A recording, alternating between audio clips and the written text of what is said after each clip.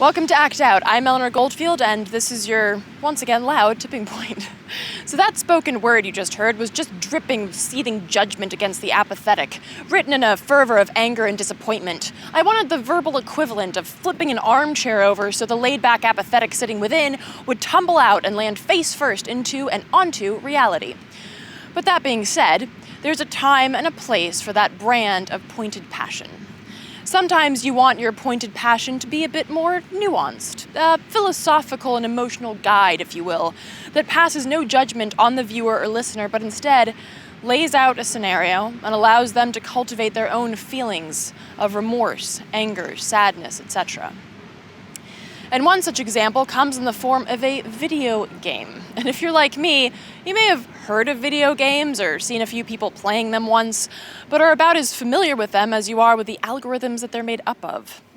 But regardless of how far you are from this creative and technological medium, you have no doubt seen an ad or a commercial for war games. You know, the single-shooter style games where it's you, an arsenal that would make Rambo blush, and an ever-repeating loop of levels, lives, and ammo. And up until recently, that was really the only kind of war game out there. Well, designers at the company 11-Bit Studios in Poland felt that something was missing, namely the entirety of war outside the front lines of constant combat. This war of mine takes you inside what war is really like, without the body armor and the arsenal, without medicine and food, without shelter and warmth, and with the daily, if not hourly, stress of life and death decisions that you have to make in order to survive and keep your family and friends alive. Will you steal, cheat, lie, even kill? This game asks those questions in the depth of the worst invention of our time, modern warfare. And before we go in depth with the game's creator, take a look at some of the inspiration behind the game, as well as scenes from the game itself.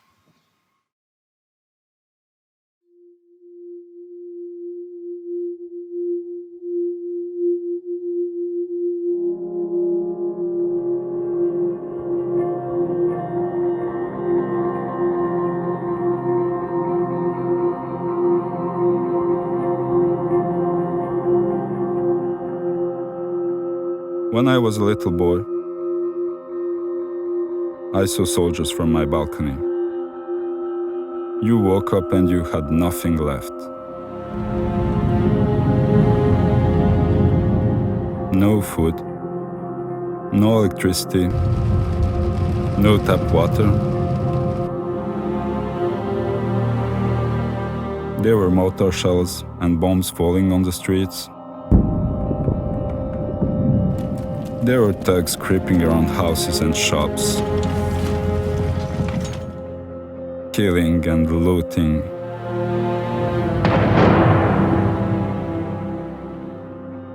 After a year, my family escaped the city. I've been thinking about what I saw ever since. I know one thing. It might happen to anyone. War always happens at somebody's doorstep.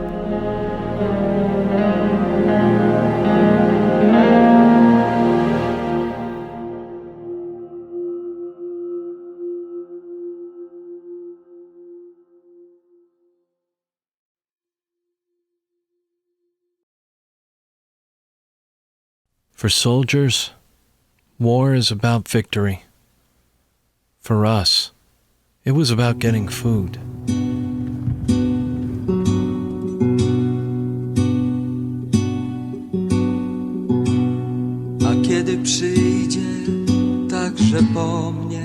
I lived through hell with these people. We were a group. We would do anything to stay alive. I will never forget those days. Things you see in war stay with you forever. A kiedy przyjdzie także po mnie zegarmistrz światła purpurowy, by mi zabełtać w ręki w głowie, to będę jasny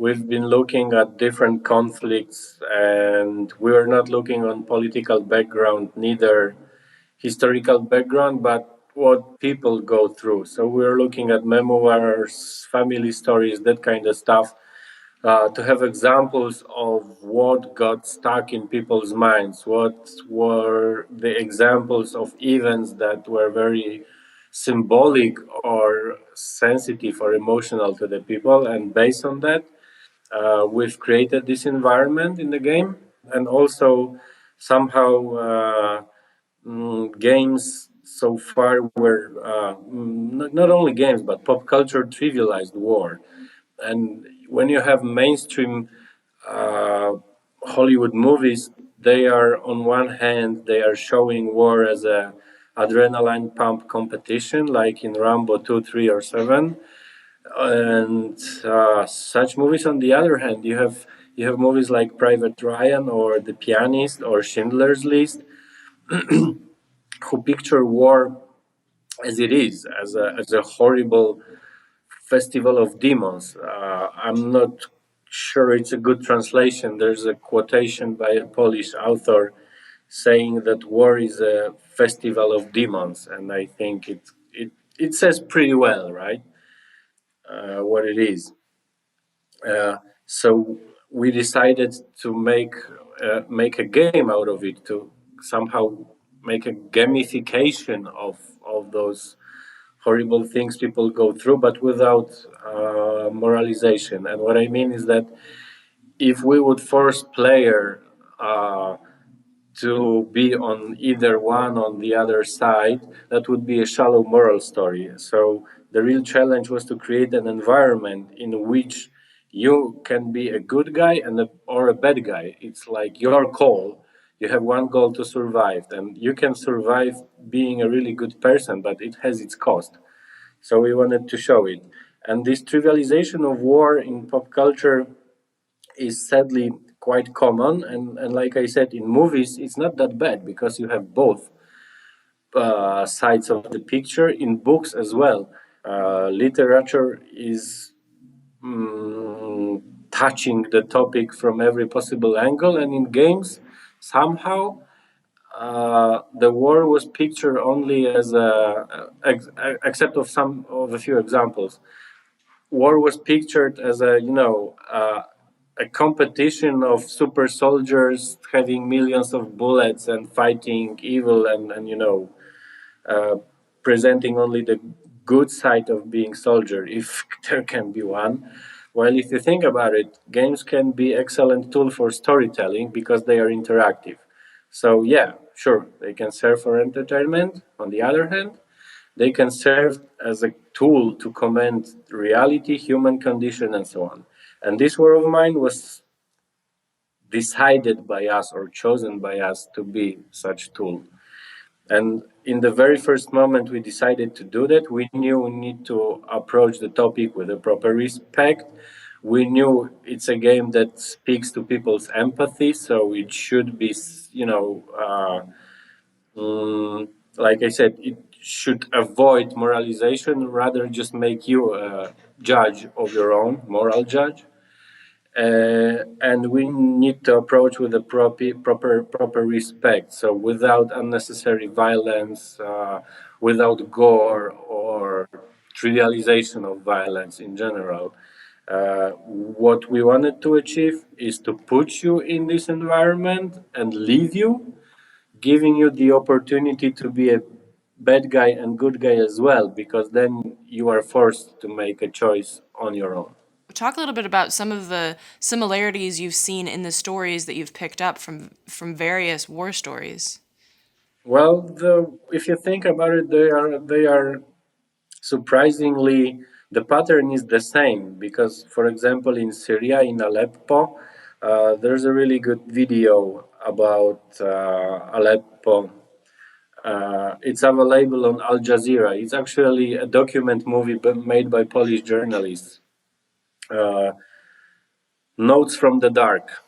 That's the English title, Notes from the Dark. So, anyway, we found out that, if you're a father or a mother trying to protect your children, It really doesn't matter if you're Jewish or Polish or Arabic or Russian or Ukrainian or whatever, because you're just a father on your own and you need to protect beloved ones, and you're cut from the necessities or the means you need for everyday's life. And I can give you interesting example because I presented the game long time ago when we were doing the development. I think it was maybe not long time ago, but I think it was early 2014, to the guys from Israel and to the guys from Palestine. And for both, the game was about them because they are civilian people. And for them, it doesn't matter what's the background of the conflict between Israeli politicians and the Palestinian politicians. For them, what matters is that they suffered. So, talk a little bit about the parameters of the game. I mean, is it possible to quote unquote win the game? Well, you can survive the war.